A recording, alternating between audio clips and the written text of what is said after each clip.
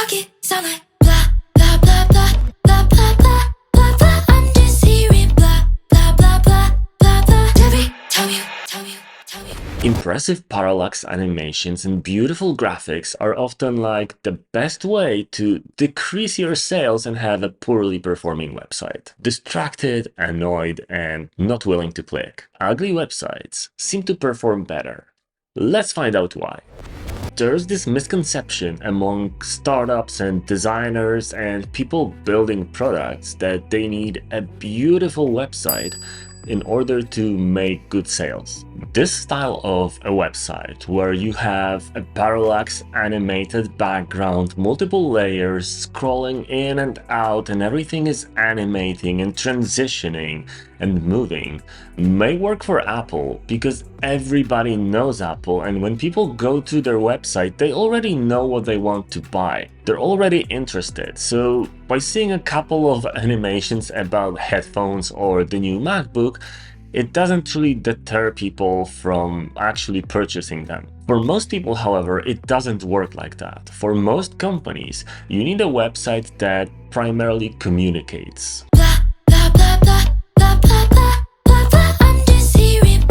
And there are a couple of issues with those fancy visuals. So how to make a website actually perform better? What is the reason for a website to exist? In most cases, the reason is to get people to click on the button as quickly as possible. The button usually leads to somebody buying something. So yes, as a business owner, I want as many people as possible to buy from me. Let's find out why this website is a lot better than this website on a couple of simple examples. That way you can make your websites better. I created a little diagram that shows how a website actually works and what are the elements along the path, including the best possible path the user can take. You can use this guide as a reference when making your own websites. The best path is always when a user actually already wants your product, goes to your website and clicks on the buy button in the first few seconds. This is the golden route, and this is something that can also mess up your analytics because you might think that people are so excited by your product that they're buying it in 5 seconds. That's never the case. They knew about it previously. A more typical route is a little bit longer. It takes a little bit of convincing on the website to make it work. The convincing happens on a couple of different levels. The most important one is clarity. When they enter the website, they need to be able to understand why your tool or your product or your app is the best out there for their needs, and they need to do it in the first 4 or 5 seconds, which means that your copy has to be extremely clear, very to the point, and potentially also taking care of all the little doubts they have. That's why some of the better performing websites actually have quite a lot of copy. They have one big slogan at the top, and then they have a couple of smaller points right above the button. This is cluttered, looks a little bit clunky, it doesn't look as aesthetically pleasing, but it seems to perform better. And that's the whole reason a landing page exists. Now, if you have a convincing copy, the next thing you need is social proof, and that can come in a couple of different forms. The most obvious is testimonials from your previous clients. Practically every website needs that because nobody wants to be the first to the party. They all say they do, they want to kind of go the new paths, but nobody really does. They want others to try your product first, to be sure it works. Let others take all the risk. So when you have a lot of testimonials and reviews and they're all positive, it is convincing people to jump onto that group as well. Another thing is that if you have any reach or are pretty well known in any circles, then adding who made your product and who made the website can be a good idea because it shows that there is a serious team of people behind it. Another thing is awards and different kinds of scores. So if you've been rated 5 stars by some blog that is rating products in your category, write about it, show it. If your customer average score is 4.9, also add this. And the last thing, and something many people kind of forget, is sheer numbers. This is what we do in the header of our platform. We basically show how many projects and how many people are on there right in that slogan. That gives people the social proof, so they know that the platform is alive and has a lot of people, a lot of projects, so it's worth registering. If your website is unclear in any way, you should upgrade the copy first. This is what people are actually reading if they are going to spend money. And there are billions of ways to do it, and likely asking AI to do it for you is not going to be the best way. Chances it's going to be converting better and performing better are quite low. It's really best to listen to your users and to listen to your own thoughts as the person that made the product, because you should actually have the perfect copy somewhere in your head. You just have to dig through to get it. And once you find it, test it.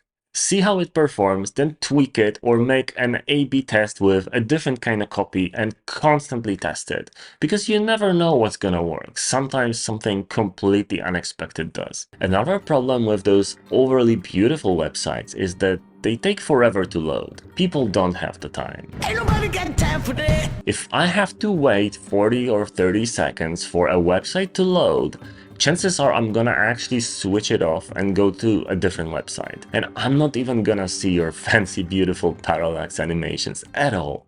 The next thing on the list is cognitive overload.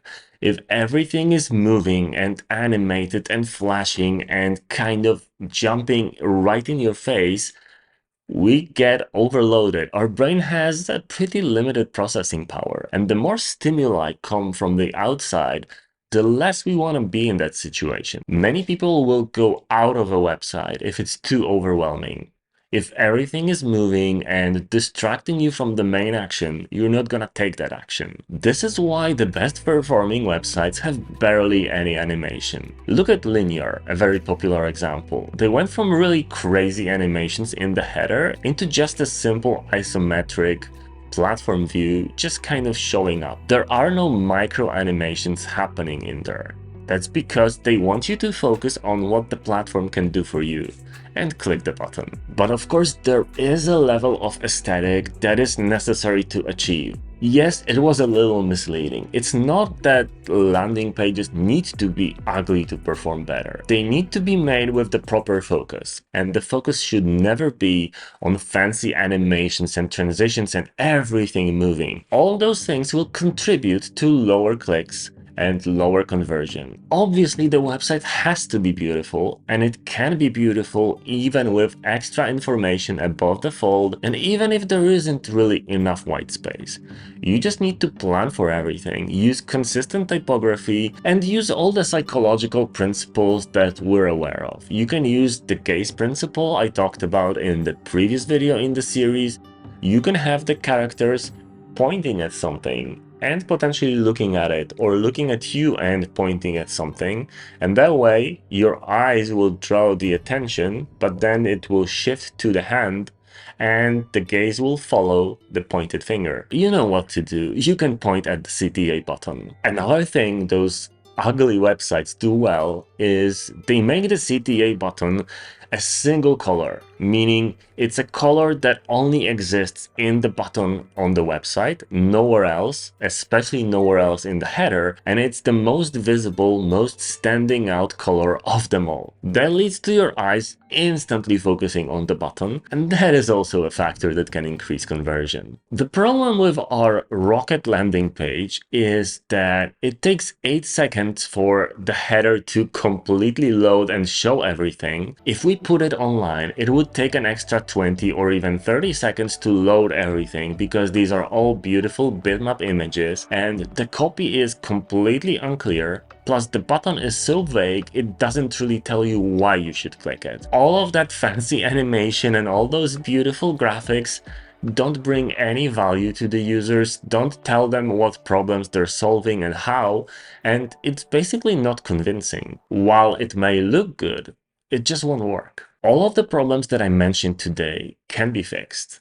And once you fix them, by either making your website more aesthetic, loading faster, removing animations, removing cognitive load, making clearer copy, which is the most important one. Always remember to test. Deploy the website, make an A/B test, or just test it live on production, see what happens, see how many people click, and then tweak something. Change the copy, change the button color, see how many people click then. It's a never-ending journey of modifying and changing and seeing what performs and what works. It's a lot easier to modify and change a rather simple website than removing or tweaking animations every single time in every little piece of the header. A good rule of thumb is to use a single little animation in the header so it's not distracting, and make it into an animation that actually guides the eye of the user. So it has to move in the right direction.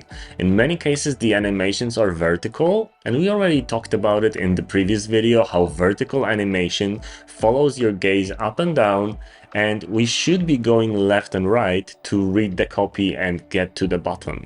By going up and down, we're just getting away from it, distracted, annoyed, and not willing to click. And one last thing that's also really important with landing pages, I'm gonna show you on an example. You need to know your audience, because all the audiences are different. Sure, most people have 8-second attention spans. They want their problem explained and a solution provided and all that shoved right into their face as quickly as possible. That means you need to simplify, simplify, and simplify some more. But there are some specific industries and some specific products, especially more expensive products that are business oriented, that don't follow the same rule. We worked on a rebranding and a redesign for a medical startup, and in that case, the target audience is the directors of hospitals. These are people that don't take these decisions lightly, because jumping onto a new system can be